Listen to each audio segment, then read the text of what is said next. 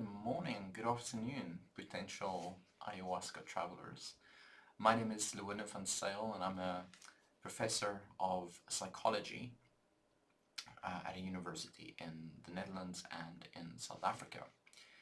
I kind of want to give a little bit of an overview of why I went on this ayahuasca experience. Last year in August, there has been very profound changes in my life, and I kind of wanted to figure out how and when and where my life needs to go. I read Will Smith's autobiography, and the second last chapter he indicated that he did this 14 times.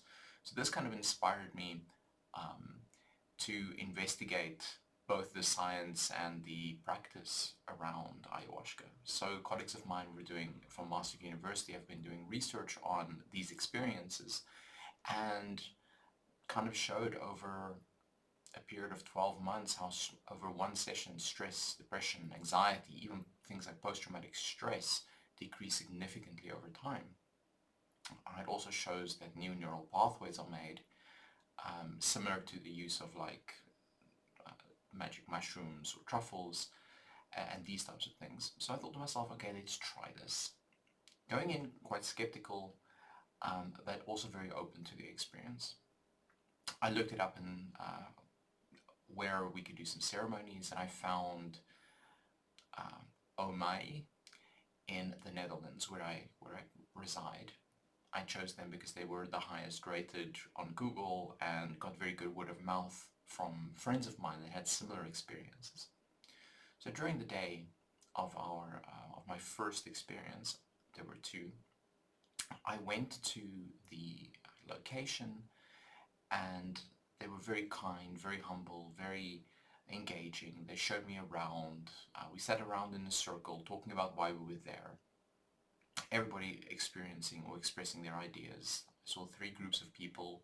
One group with severe problems, another group trying to understand where their life is going, and another group just there trying to experience it for what it is. I fell into the third group, of course. During the experience, it took about 2.5 hours for me to get into the whole process. But once it kicked in, there were two very profound things that came about for me. The one was when I closed my eyes, and it kind of built up to this process where I was on this boat sailing in the middle of a black ocean going towards a very dark shore. Imagine this end-of-life experience.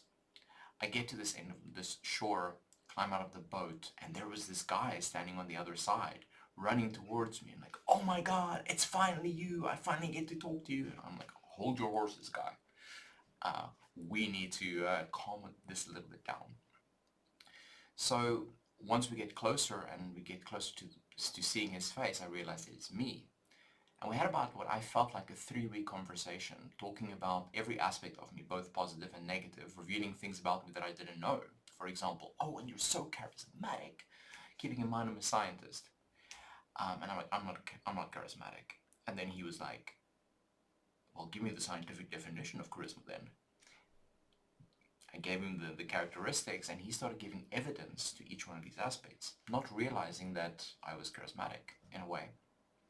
And so we came to this point where I had discovered very deep insight of myself, more than I did during my clinical training, and we go through about 700 hours of therapy ourselves.